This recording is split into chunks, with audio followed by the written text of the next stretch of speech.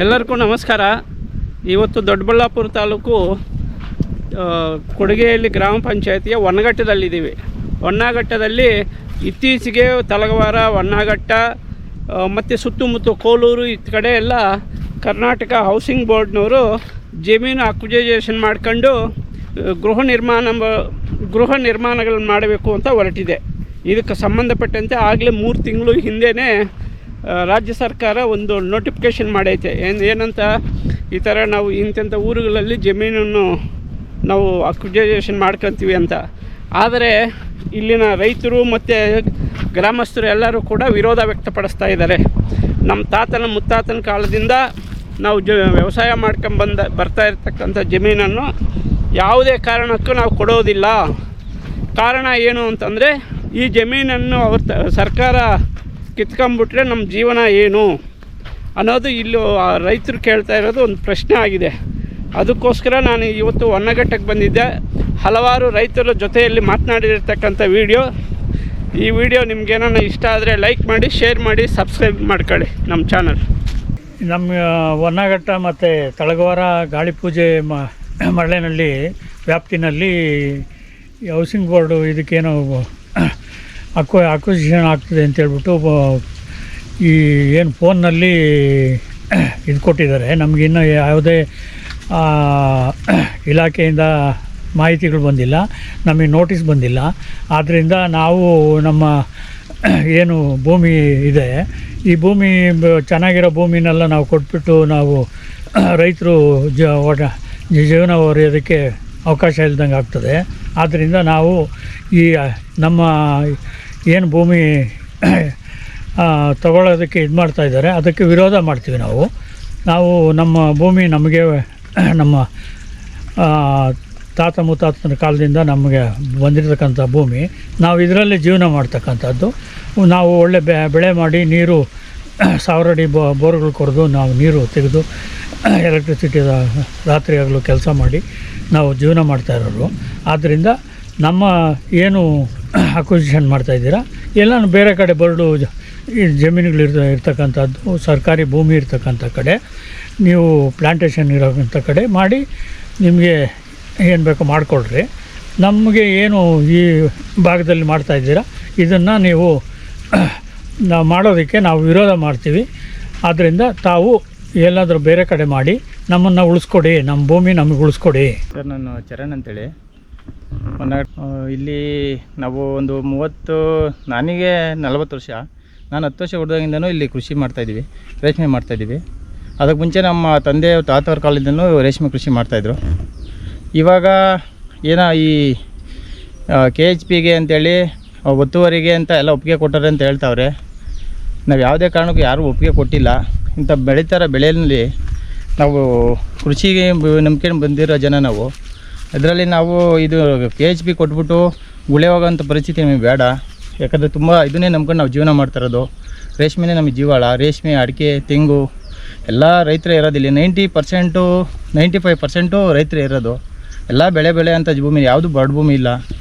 ಎಲ್ಲ ನೋಡಿರ್ಬೇಕು ಅಂದರೆ ಇಲ್ಲಿ ಎಲ್ಲೋ ಒಂದು 4-5 ಜನ ಹೊರಗಡೆಯಿಂದ ಜಮೀನು ತಗೊಂಡು ಅವರು ಒಪ್ಪಿಗೆ ಕೊಟ್ಬಿಟ್ಟು ಈ ಸರ್ಕಾರಿ ಗೋಮಾಳ ಜಾಗನ ಬೇರೆಯವರಿಗೆ ಕೊಂಡ್ಕೊಂಡು ಏನೋ ಅಧಿಕಾರಶಾಹಿ ಬೆಂಬಲದಿಂದ ಅವರು ಅದನ್ನು ಬದಲಾವಣೆ ಮಾಡಿಕೊಂಡು ಅವರು ರೈತರು ಅಂತೇಳಿ ಒಪ್ಪಿಗೆ ಕೊಟ್ಟಾರೆ ವಿನ ಇಲ್ಲಿರೋ ರೈತರು ಯಾರೂ ಒಪ್ಪಿಗೆ ಇಲ್ಲ.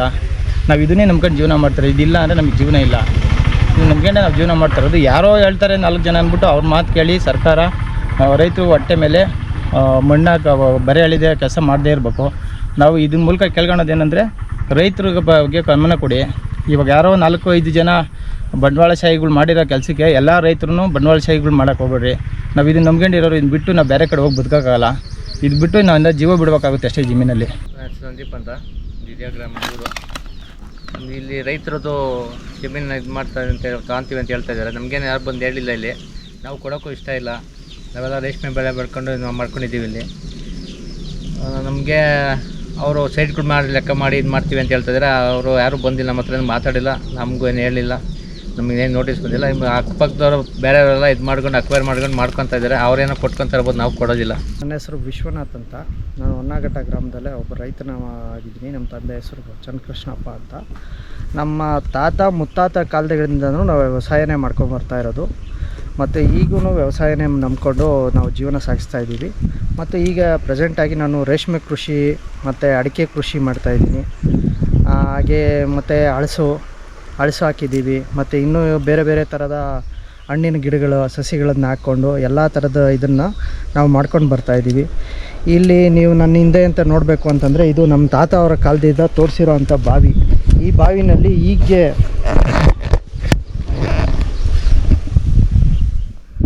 ಒಂದು 2007ರಲ್ಲಿ ಬರಗಾಲ ಬಂದಿದ್ದಾಗ ಈ ಬಾವಿನಲ್ಲಿ ನೀರು ಬತ್ತಿ ಹೋಗಿತ್ತು. ಮತ್ತು ಮೊನ್ನೆ ಒಂದು 3 ವರ್ಷಗಳ ಹಿಂದೆ 4-5 ವರ್ಷಗಳ ಹಿಂದೆ ಮಳೆ ಚೆನ್ನಾಗಾಗಿದ್ದವಾಗ ಮತ್ತೆ ಈ ಬೋರ್ನಲ್ಲಿ ನೀರು ಬರ್ತಾಯಿತ್ತು. ಆ ನೀರು ಬರ್ತಾ ಇದ್ದವಾಗ ಮತ್ತೆ ಈ ನಾನು ತೋಟಗಳಲ್ಲೆಲ್ಲ ಇದರಿಂದನೇ ನೀರನ್ನು ಪಡ್ಕೊತಿದ್ದೆ. ಮತ್ತು ಈಗ ನೀರು ಸ್ವಲ್ಪ ಕಡಿಮೆ ಆಗಿರೋದ್ರಿಂದ ಹೊಸ ಬೋರ್ವೆಲ್ನ ಕೊರೆಸ್ಕೊಂಡಿದ್ದೀವಿ. ಈ ರೀತಿಯಾಗಿ ಎಲ್ಲ ಥರದ ಕೃಷಿಗಳನ್ನು ಮಾಡ್ತಾಯಿದ್ದೀವಿ ನಾವು.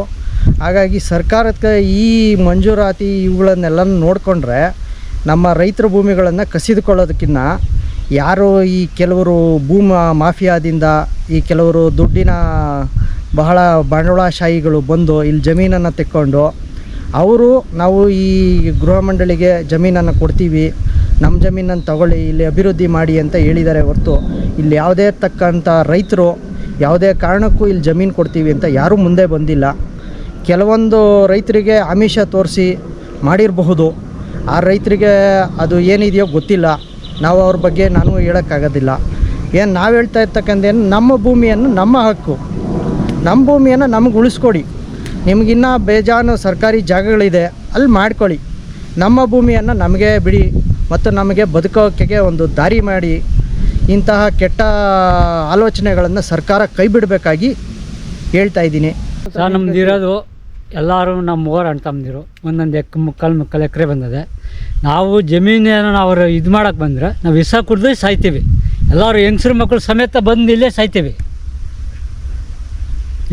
ಸರ್. ನಾವು ಜಮೀನಂತೂ ಕೊಡಲ್ಲ. ಯಾಕೆ ಕೊಡಲ್ಲ? ನಮಗೆ ಇರೋದೇ ಅಷ್ಟು. ಎಲ್ಲಿಗೋಗೋಣ ಕೊಟ್ಬಿಟ್ಟು ಎಲ್ಲಿಗೋಗೋಣ ಹೇಳ್ರಿ ನೀವೇನು? ಅವ್ರು ದುಡ್ಡು ಕೊಡ್ತೀನಿ ಅಂತ ಅವ್ರೆ. ದುಡ್ಡು ಬೇಡ ನಮಗೆ. ದುಡ್ಡು ತಗೊಂಡು ಎಷ್ಟು ದಿನ ಇರ್ತದೆ ದುಡ್ಡು? ಅದು ಹೇಳ್ರಿ. ಅವ್ರು 10 ಕೋಟಿ ಕೊಡಲಿ, ಎಷ್ಟು ದಿನ ಇರ್ತದೆ ಹೇಳ್ರಿ? 10 ಕೋಟಿ ಕೊಟ್ಟರೆ ಎಷ್ಟು ದಿನ ಇರ್ತದೆ? ಅದು ಖರ್ಚು ಮಾಡ್ತೀವಿ. ಆಮೇಲೆ ಎಲ್ಲಿಗೋ ನಾವು ಇರೋದು 1 ಎಕರೆ ಜಮೀನು. ಬಟ್ ಸರ್ಕಾರ ಈಗ ನೋಟಿಫಿಕೇಶನ್ ಕೊಟ್ಟು ಜನವರಿ ಸರ್ಕಾರ ಬರಲಿ. ಸರ್ಕಾರ ಅವ್ರದ್ದಿಲ್ವ? ಸರ್ಕಾರದ್ದಿಲ್ಲ ಜಮೀನು. ಸಾವಿರಾರು ಎಕರೆ ಬಿದ್ದದೆ ಸರ್ಕಾರದ್ದು. ಮಾಡಿಕೊಳ್ಳಿ.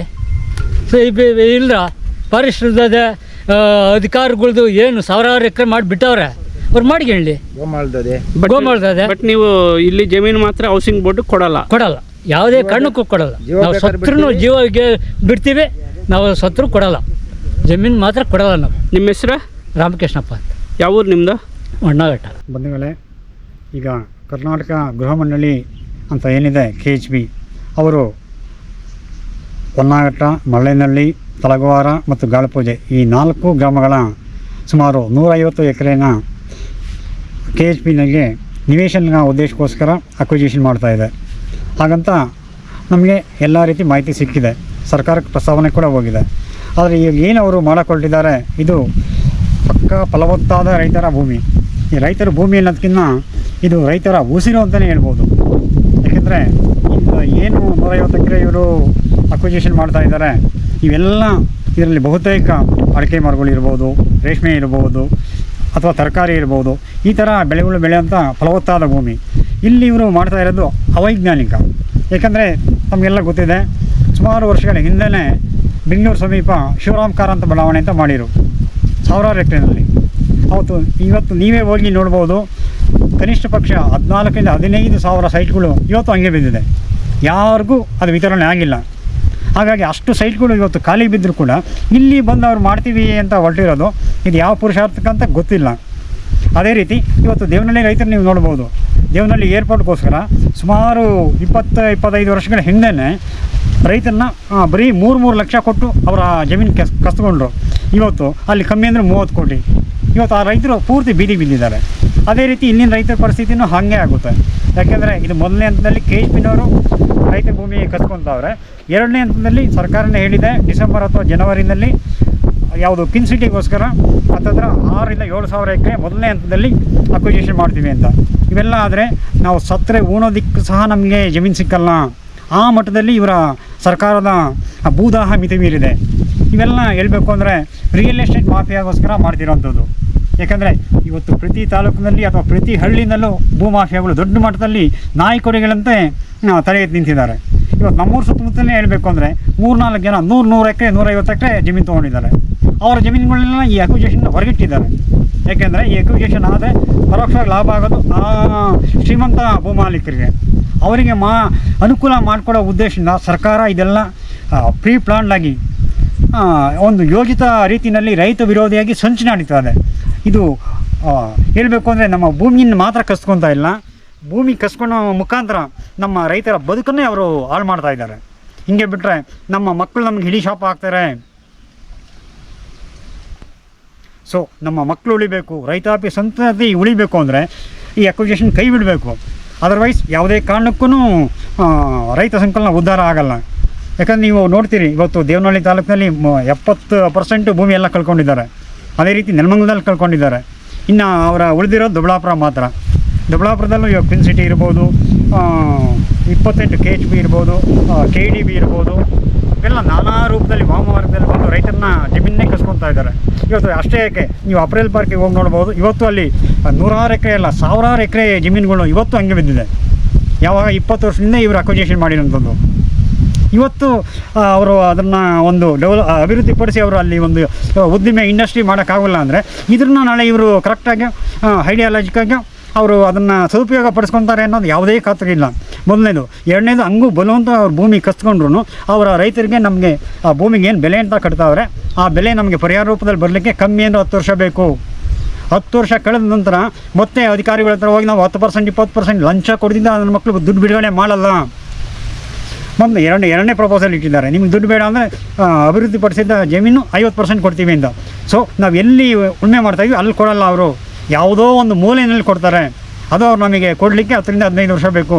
ಅಲ್ಲಿವರೆಗೆ ನಾವೇನು ಮಣ್ಣು ತಿನ್ನೋಣ ಸ್ವಾಮಿ, ಬೆಳೆಯೋ ಮಣ್ಣು ಫಲವತ್ತಾದ ಭೂಮಿ ಕೊಟ್ಟು ಅದೇ ಭೂಮಿನಲ್ಲಿ ನಾವು ಮಣ್ಣು ತಿನ್ನಬೇಕಷ್ಟೇ ಇವ್ರು ಮಾಡೋ ಕೆಲಸ. ಅದರಿಂದ ಈ ಕೂಡಲೇ ಸರ್ಕಾರ ನಿಲ್ಲಿಸಬೇಕು. ನಿಲ್ಲಿಸಿದ್ರೆ ನಾವು ಯಾವುದೇ ರೀತಿ ಇದಕ್ಕೆ ಹೋರಾಟಕ್ಕೆ ಸಿದ್ಧ ಇದ್ದೀವಿ. ಆಮೇಲೆ ಎಷ್ಟು ಎಕರೆ ತಗೊಂತಾರೆ ಇಲ್ಲಿ? ಮೊದಲನೇ ಹಂತದಲ್ಲಿ 150 ಎಕರೆ ತೊಗೊತಿದ್ದೀವಿ ಅಂತ ಮಾಹಿತಿ ಇದೆ. ಅದೇನು ಸರ್ಕಾರ ನೋಟಿಫಿಕೇಶನ್ ಏನಾರು ಆಗಿದೆಯಾ? ಸರ್ಕಾರ KHB ಹೌಸಿಂಗ್ ಬೋರ್ಡಿಂದ ಸರ್ಕಾರಕ್ಕೆ ಪ್ರಸ್ತಾವ ಸಲ್ಲಿಸಿದ್ದಾರೆ. ಯಾವುದೇ ಕ್ಷಣದಲ್ಲಿ ಅಧಿಕೃತವಾಗಿ ಅದು ಗೆಜೆಟೆಡ್ ನೋಟಿಫಿಕೇಷನ್ ಆಗಿ ಸುತ್ತಲೇ ಹೊರಡಿಸೋ ಸಂಭವ ಇದೆ. ಓನ್ಲಿ ದೊಡ್ಡಬಳ್ಳಾಪುರ ತಾಲೂಕಲ್ಲಿ ಈಗ ದೊಡ್ಡಬಳ್ಳಾಂಗಲದಲ್ಲಿ ಏನು ಹೌಸಿಂಗ್ ಬೋರ್ಡ್ನವರು ಅಕ್ವಿಜೇಷನ್ ಮಾಡ್ತಾರಂತೆ, ಇಲ್ಲಿ ಮಾಡೋದ್ರಿಂದ ರೈತರಿಗೆ ಪರಿಹಾರ ಕೊಡ್ತಾರೆ ಅನ್ನೋದು.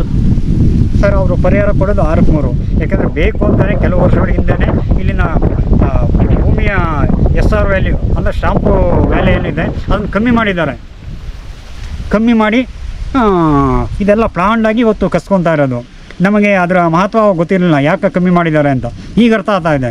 ಇವೆಲ್ಲ ಹೇಳಬೇಕು ಅಂದರೆ ವೈಜ್ಞಾನಿಕವಾಗಿ ಮಾಡಿದರೆ ಎಕರೆಗೆ ಕಮ್ಮಿ ಅಂದರೂ 1.5 ಕೋಟಿ ಇವತ್ತು ಪರಿಹಾರ ಸ್ಟಾಂಪ್ ಡ್ಯೂಟಿ ಅವರು ಮಾಡಬೇಕಾಯಿತು. ಆದರೆ ಕಮ್ಮಿ ಅಂದರೆ 40 ಲಕ್ಷ ಮಾಡಿದ್ದಾರೆ. ಯಾಕಂದರೆ ಇಲ್ಲಿ ಮಾರ್ಕೆಟ್ ಪ್ರೈಸನ್ನೇ ಕಮ್ಮಿ ಅಂದರೆ 5 ಕೋಟಿ ಇದೆ.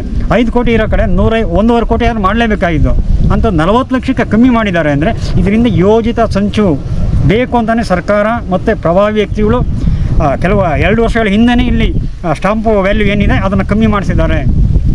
ಸೊ ಇದರಿಂದ ಅಧಿಕಾರಶಾಹಿಗಳು ಮತ್ತು ಆಡಳಿತಶಾಹಿಗಳು ರಾಜಕಾರಣಿಗಳು ಪ್ರತಿಯೊಬ್ಬರ ಕೈವಾಡ ಇದೆ. ಹಂಗಾಗಿ ಅವ್ರು ಕೊಡೋ ಪರಿಹಾರ ಕೂಡ ಏನೂ ಸಾಲಲ್ಲ, ಅವೈಜ್ಞಾನಿಕವಾದ್ದು. ಅಷ್ಟಕ್ಕೆ ಅವ್ರು ಎಷ್ಟು ದುಡ್ಡು ಕೊಟ್ಟರು ಯಾರ ಹತ್ರನೂ ಇರಲ್ಲ. ಹಂಗಾಗಿ ಯಾವುದೇ ಕಾರಣಕ್ಕೂ ಅವರ ಪರಿಹಾರನೂ ಬೇಡ, ಏನು ಬೇಡ. ನಮ್ಮ ಭೂಮಿ ನಮಗೆ ಬಿಟ್ಕೊಟ್ರು ಸಾಕು. ಇಲ್ಲಿ ನಾವು ಮಾತ್ರ ಬದುಕಲ್ಲ, ಇಡೀ ರಾಜ್ಯಕ್ಕೆ ನಾವು ಇಲ್ಲಿಂದ ಫಲವತ್ತಾದ ತರಕಾರಿ ಇರ್ಬೋದು, ರಾಗಿ ಇರ್ಬೋದು, ಪ್ರತಿಯೊಂದನ್ನು ಇಲ್ಲಿಂದ ಬೆಳೆದು ಅವ್ರಿಗೆ ಕೊಡೋದು. ನಾವೇನು ಎಲ್ಲ ನಾವೇ ನಮ್ಮ ಮನೆಯಲ್ಲೇ ಹಾಕೊಂಬಿಡಲ್ಲ. ನಾವಿಲ್ಲಿ ಉತ್ತು ಬಿತ್ತು ಬೆಳೆದ್ರೆ ಮಾತ್ರ ಅವರ ಬದುಕು, ಅವರ ಹೊಟ್ಟೆ ತುಂಬೋದು. ಅವ್ರ ಹೊಟ್ಟೆ ತುಂಬಿಸ್ಕೋಸ್ಕರ ನಾವು ಕೇಳ್ತಾ ಇದ್ದೀವಿ ಅಷ್ಟೇ.